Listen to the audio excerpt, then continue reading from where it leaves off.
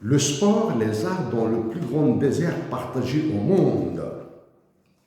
En plus d'encourager toutes les initiatives artistiques, faire renaître ou créer ex nihilo des festivals pour le chant, théâtre engagé et cinéma, un musée de l'anthropologie amazigh et autres civilisations dans le désert algérien sera sans l'un de nos objectifs. Pour nos compatriotes d'Algérie, nous prenons l'engagement de reformater tous les championnats dans les sports amateurs par une nouvelle formule dans la dotation financière, répartition géographique, sport et équipe pour une meilleure fusion et amalgame de population.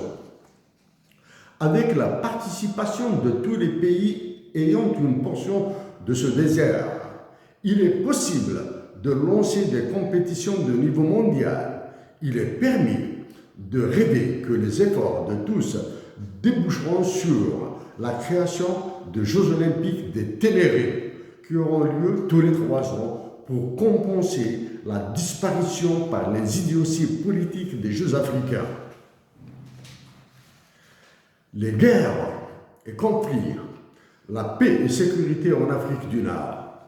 D'aucuns penseront que les guerres et conflits, la paix et sécurité en Afrique du Nord sont les sujets les plus difficiles à aborder, alors que ce sont les plus simples à arrêter pour les premiers et mettre en œuvre pour les seconds, parce que l'unanimité des peuples est d'office acquise. Ce qui est très complexe, c'est l'élévation des esprits politiques, l'aplanissement des divergences, l'obtention de la convergence des préférences et l'abandon des positions de hardliners des dirigeants. L'argument de simplicité est appuyé dans l'anthropologie et l'histoire de nos pays. L'un des rêves et au moins espoir de Hussein Ahmed a été l'unification de toute l'Afrique du Nord. S'il n'a pas été le premier, il en a été l'un de ses premiers visionnaires à parler de Tunigérie, une fusion de la Tunisie et de l'Algérie. En deuxième élément, la disponibilité de divers droits internationaux et mécanismes de résolution de conflits réduit le temps de conception de textes d'accords et garantit l'équité dans les négociations dans la mesure où ces droits ont été rédigés par des esprits éclairés venus de tous les continents.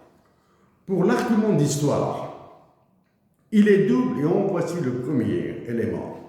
En commençant par des révoltes qui a créé son esprit, la révolution algérienne a démontré que la liberté des peuples est un sphinx qui renaît, ou encore une fois, dans les mots du démiurge Nasmatoub, l'atavisme se régénère. Le second, de 1830 à 1954, le peuple algérien a mis 124 ans pour lancer sa guerre de libération finale.